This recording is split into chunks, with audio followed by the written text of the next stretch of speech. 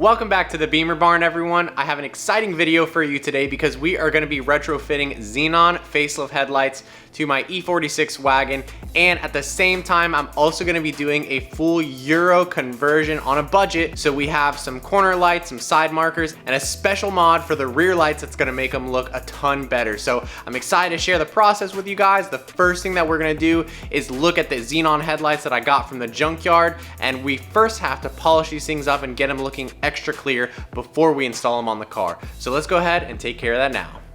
So here are these beautiful headlights that I got from the junkyard. They're the Xenon OEM headlights made in Czech Republic, and you see the markings here from the junkyard. They put the date on them. In case you do want to return or exchange them, get your money back, they do have to have those markings on there. I also went and cut off the pigtails from the car. There are two pigtails that you're gonna need to do this retrofit. There's one right here that's on the ballast, and that's for the stepper motor control. And this one right here is for the auto leveling. What's cool is that you can pretty easily wire in the stepper motor control. You know, there's that flap inside the headlight that opens the shutter, and it lets the HID fully illuminate the road with 360 degrees of light instead of just that cut point. So I'm not sure if we're going to be taking care of this today. I'm more concerned with getting these things installed, looking good, and also the coating done for the light module. So in order to wire these, you're obviously going to need a lot of wiring, and it has to be routed into the car and then to the light control module, which is in the passenger side of the vehicle. But like I said, we're just going to be focusing on doing the retrofit for today and get them working. So as you can see, we do have some sud fading here, and I want to get these things looking really good. Now, instead of getting like a polish kit or a restoration kit, I want to save a little bit of money. So since the 3M restoration kit is about $20 to $30, I figure that we would try to get just a kit of sandpaper, like you can see here, with a few different levels, and then we can go into a wet sand and then a buff on these headlights in order to get them looking brand new. So that's what we're gonna do now. Let's go ahead and get the sanding. I think we're gonna start maybe at the 800 level, and then we'll go to 1,000, 2,000, 2,500, and then we're gonna use a small 3-inch polish wheel to get these things cleared up.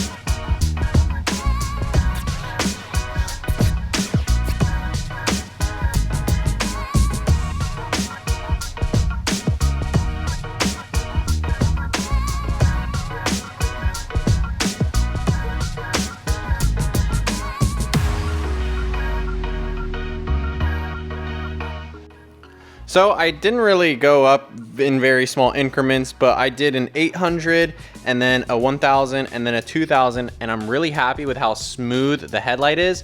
And also you can see that as I progressively sanded it down, the runoff from the wet sanding started turning clearer and whiter instead of that oranginess that was on the headlight before, which is really clouding it up. So you have to get past that orange layer. But now that we have, I'm gonna go ahead and grab my little 3-inch polishing kit. Go ahead and put a link to this in the description below. Really, I just bought it because it came with a few attachments, and now we're gonna be able to put this on the drill, put some polishing compound from Meguiar's on here, and hopefully this thing is gonna clear up in a few seconds and we'll be able to compare it to the old one.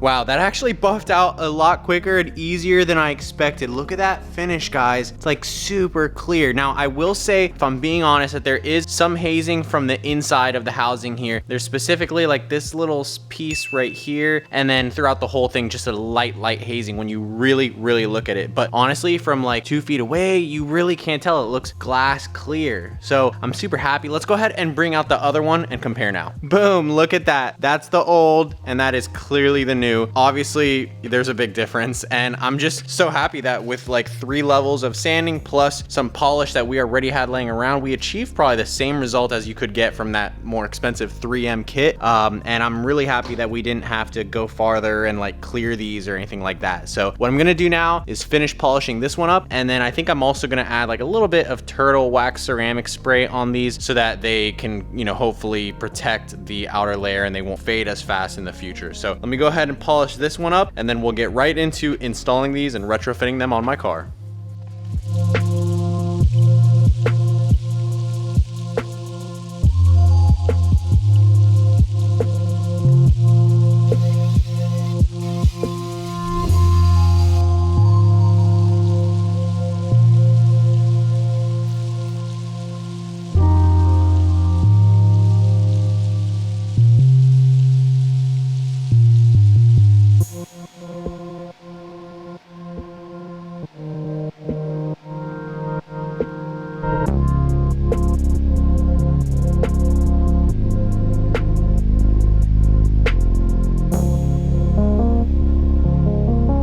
All right, the headlights are looking good. It's time to install them on the car.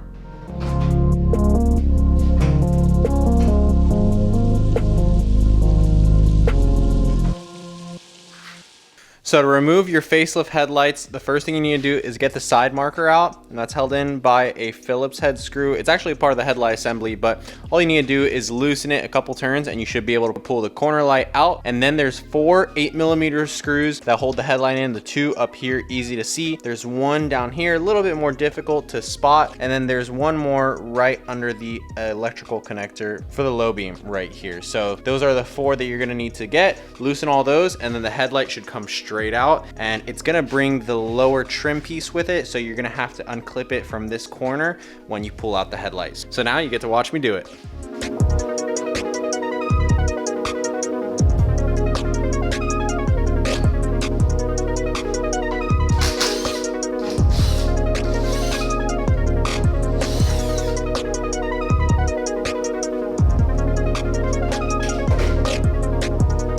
So there we are, our old headlight compared to our new headlight. And like I said, this lower body piece trim is gonna have to come with the headlight. It just clips out on the side here where the corner light would be. But yeah, pretty easy to remove. And the new one is gonna go in the exact same way, except for one thing. And that is that in order to do this retrofit, you're gonna need the Xenon headlight brackets, or you're gonna have to do some trimming with a Dremel. Now, these ones came off of the parts car that I got at the junkyard. I forgot to grab them at first. I had to go back the next day and grab these things. But the car did have the washer pumps before. That's this thing right here, and the water would come in and spray fluid on the headlights. But I think we're gonna go ahead and just ignore that. We can leave it inside the bracket. It's not gonna make any difference. And what we do need to do is install these into the car. So here is the bracket that I'm talking about, and it's just held in by 2 8mm screws here in the front. They're a little difficult to see.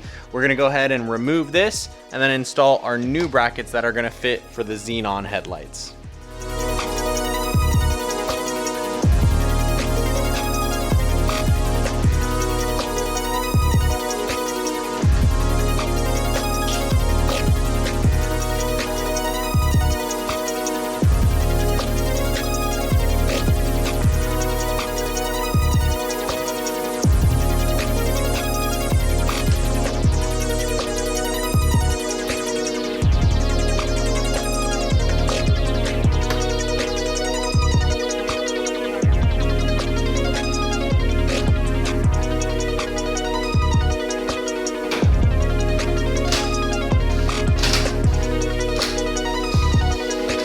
So the headlights installed, the 4 bolts are tightened up, and you'll find that the low beam and the high beam plugs are exactly the same. They're on the ballast here, and if you just connect both of these up, that's basically all the wiring that you need to do. So black goes right here, and this gray one goes down to the ballast. And now let's go ahead and test it out.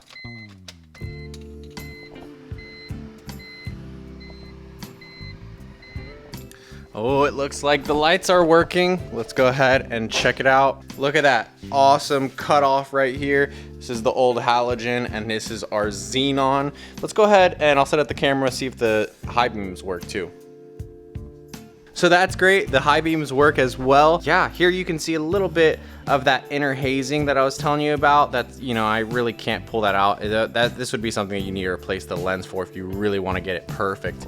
But you saw the high beam work, plugs are connected, the HID bulb and the ballast are both good. That's awesome because those are pretty expensive components. So I'm glad that the headlights that we got from the junkyard are in working condition. So now we're gonna move on to doing the coating so we can get no errors on the dash. Because as you see right here, we've got that low beam warning light, and that is because the HIDs, when they're running, they actually consume less power than a typical halogen bulb, so they do trip that warning. The way that you get rid of this is by coating the car to say that it has xenons. So let's go ahead and pull out the laptop, NCS Expert, and do some quick coating.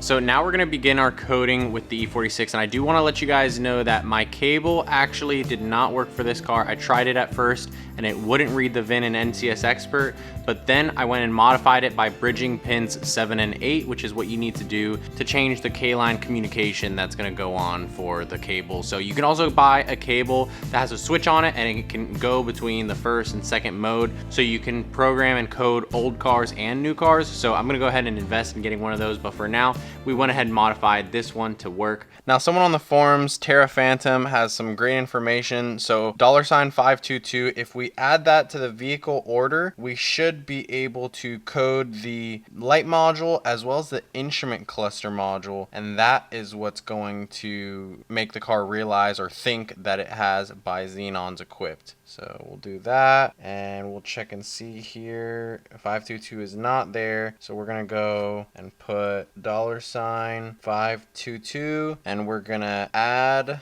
and there it is. Okay. And then we're gonna click back and we're gonna click process ECU, go to the light control. Okay. Make sure that our man folder, file, format, edit, select all.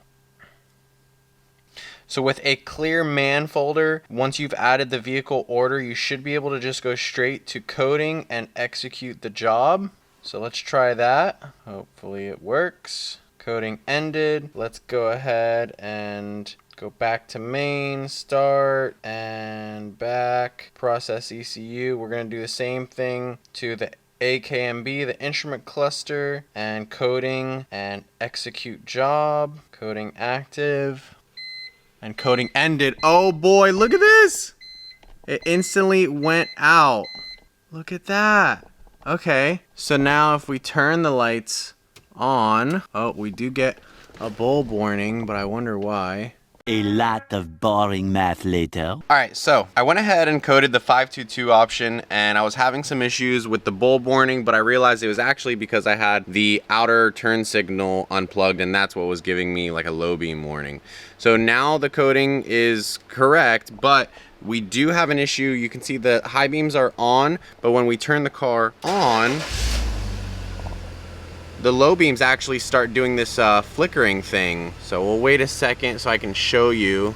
And you know what, while it doesn't want to flicker right now, the lights don't even want to come back on. So there is a problem with the voltage, but let's see if we can fix this. So I just read the coding data, and now we're gonna go to NCS dummy, load up our file, and then we're gonna go to pulse width modulation of the low beams, and we're gonna put that to value number 2. Change that to value number 2, export the man file, go to NCS Expert, change the job to coding, and now we're gonna go ahead and execute that job. Coding ended, and now we'll go back to main. We're gonna cycle the ignition, key out, put the key in, turn the car on, turn the auto headlights on. So we have our low beams from the xenons working over there, and now let's start the motor. So you do want to see the low beams turn off while you're cranking, because the large power draw can actually damage the ballasts. And now we're gonna find out if the headlights work with the engine running. So let's do a little test. Let's see if we can Turn the lights on and off. Okay, that's good. That's a good test. And turn them on all the way. They're still coming on. That's great. And now we're just gonna sit here for a second, and I'm gonna make sure that these things don't start flickering and turn off on their own. While we're doing that, I'm gonna go ahead and shut down NCS Expert and close NCS Dummy and open up INPA, and let's see if we have any fault codes. There we go. No faults anywhere. Look at that, guys. So no faults in the light control module. That's awesome. And our low beams are still working. Awesome. I think we successfully did the coding.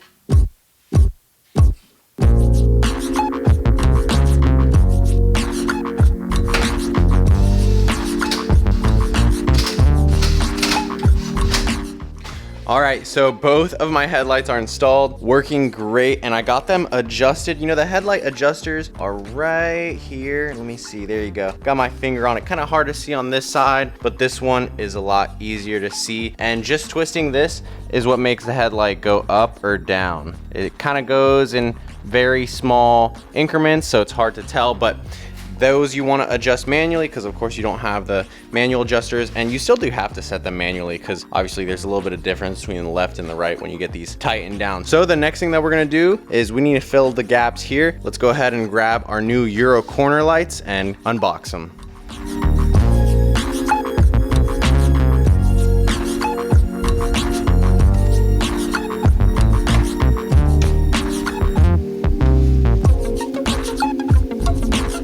And just like that, we've got our Euro lights unboxed. These are Depot brand, the corners and the side markers, and I'm so excited to install them. I think that we went with the right ones. You can get some of them that have like a full reflector housing, but I wanted to get the ones that were outlined black like this because I think it'll play to the color of the car well. And then of course we had to go for the clear markers because we don't want to have any more orange left on the car. So let's go ahead and install these. You'll find that you do have to reuse the socket housings for the bulbs on both of these. Let's go ahead and throw these on.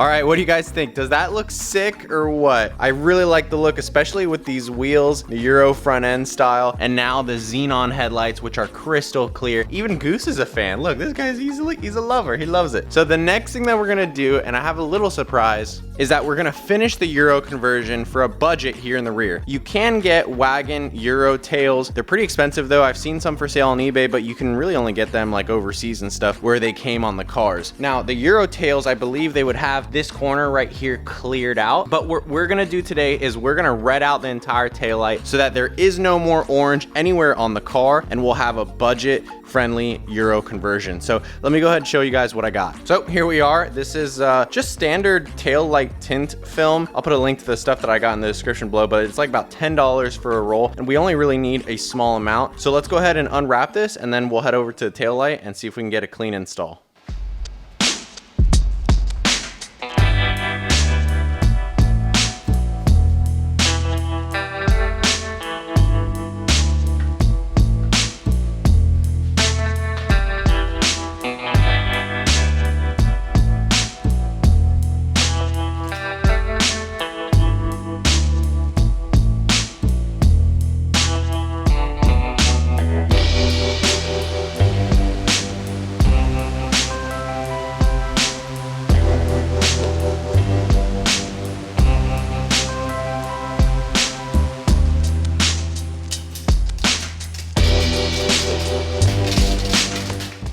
that was easy. Let me know what you guys think. I think I'm just gonna stick with one layer. Kind of leaves a little bit of an orangeness to it, but it looks a lot more red, honestly, and kind of hard to tell. I feel like up close, I still want to feel like it's orange, but I mean, further back, I don't know. You guys tell me in the description below. What do you guys think? Better or worse? Number 1 or number 2? I don't know. I think I like this a lot better, and it's got a nice gloss to that finish on the wrap. So let's go ahead and do the other side. So honestly, guys, this is easy to install. You just want to go ahead and lay the vinyl over one side and stretch it only in one direction. And then I'm using my thumb in order to get all the air bubbles out and slowly seal it from one side to the other, nice and flat. And this stuff is really frail, so don't try to stretch it too much. I was noticing that my fingernail was actually cutting it around the outer edge here. So you want to make sure that you're not stretching it too much, otherwise it could tear. And then once you've got it all laid down, grab an X-Acto knife, cut around the body lines here, and then just try to make a nice solid line here. You know, be steady with your hand, and you really can't tell, you know, where the line is once it's done. So that is an easy mod. Let's go ahead and do the other side, and then I'll show you guys the finished results.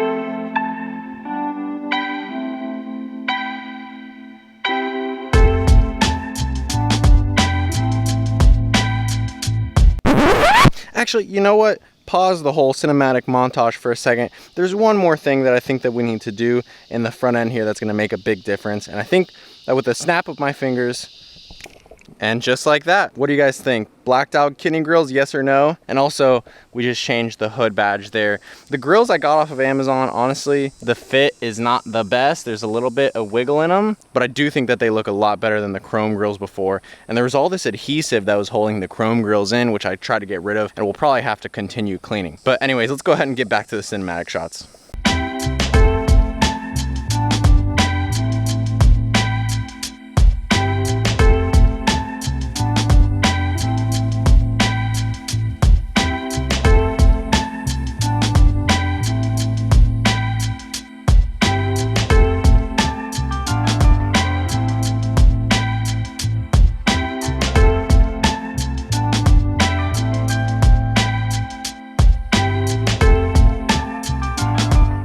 So there you have it, everyone. That's going to conclude our video for today. You saw us get those xenon headlights crystal clear. We retrofitted them in the car and did the proper coating so we don't get any faults now. And then we did a budget Euro conversion with some really nice clear corner and indicator lights. And then we redded out the rear tail lights. So like I said, I hope you guys enjoyed. Catch us in the next video. We're going to be finishing off the cosmetic mods on the car by doing a buff and polish on all the paint and giving it like its first wash. So stay tuned for that. Go ahead and subscribe to the channel, leave a like or comment down below, and I will see you guys next time.